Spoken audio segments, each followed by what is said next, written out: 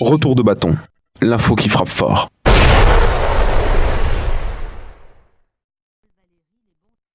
Dans les années 80, l'émission Que sont-ils devenus lance les prémices de la télé-réalité. Le défi est de suivre des jeunes de 6e pendant 10 ans. Vers la fin de l'émission, début 90, les jeunes sont devenus grands. Ils nous donnent leur point de vue sur ce qu'ils pensent de leur époque et des changements qu'ils ont connus. C'est bien cela que l'on nous montrait, des jeunes réfléchis dans leur époque et concernés par leurs avenirs. Ils représentaient l'insouciance de la jeunesse, mais aussi l'espoir que l'on attendait d'eux. Jusqu'à ce que je rentre en première, j'ai pratiquement pas souffert intérieurement et extérieurement. J'ai toujours eu ce que je voulais, j'ai toujours été protégé, encadré.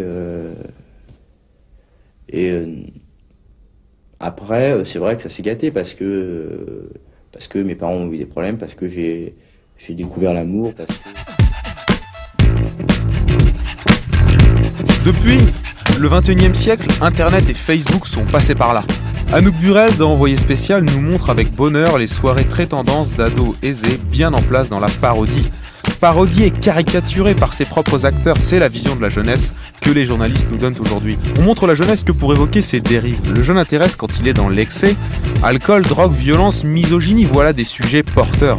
On en oublie le jeune associatif, le jeune bénévole, le jeune sportif et travailleur. De l'autre côté, le jeune donne sans le vouloir véritablement ce que le journaliste veut voir ou entendre. Le jeune veut devenir le héros d'un reportage insensé sur un thème de prédilection journalistique. Est-ce que vous avez l'impression d'être comme des personnages quand vous allez... Ah ouais, mais là je suis pas moi-même. Là, moi personnellement, je me sens pas moi-même, quoi. Tu te sens qui alors? Comment? Je me sens comme la caricature du jeune totalement dans la décadence, dans l'excès total. C'est ça qui est bon. Pour être franc, c'est ça, ouais. C'est de la provocation. 100%, c'est tout dans l'excès. On mène une double vie, c'est ça.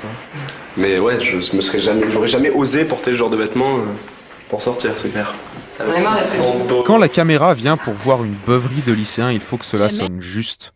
Le très polémique La Cité du Mal, diffusé sur Arte, est le parfait exemple du « faire fort pour les copains ». Une fille bien, c'est une fille qui se respecte.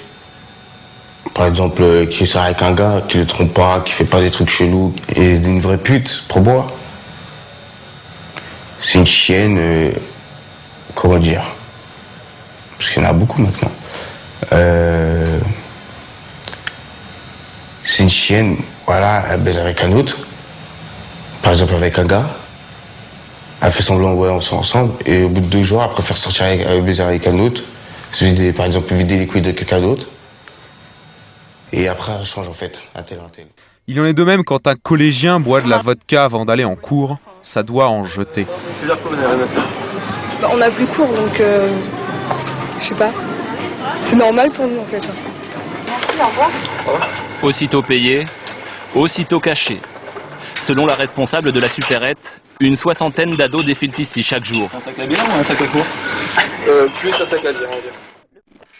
Le lendemain midi, mêmes acteurs, même scénario. Vous êtes entre 2 cours là? Ouais. Juste après on a histoire. On vient de maths. Puis on avait pas cours ce matin, donc on a fait la même chose.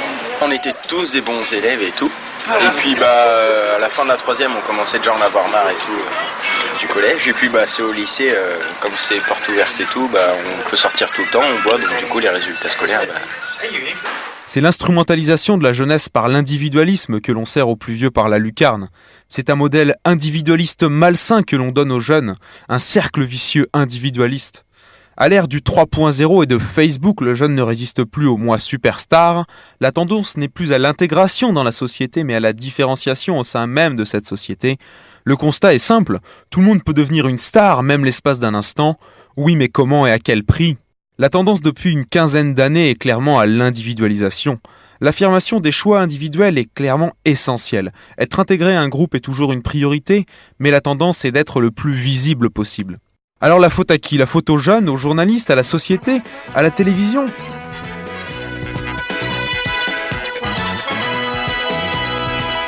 La faute à la télévision tout d'abord, c'est elle qui modèle la société et modifie les comportements. Et autant dire que nous avons été gâtés. La télé-réalité nous a appris le mensonge, la délation, l'humiliation et le tout poussé à l'extrême. La société et donc aussi les jeunes reproduisent ce modèle et de façon exponentielle devant les caméras.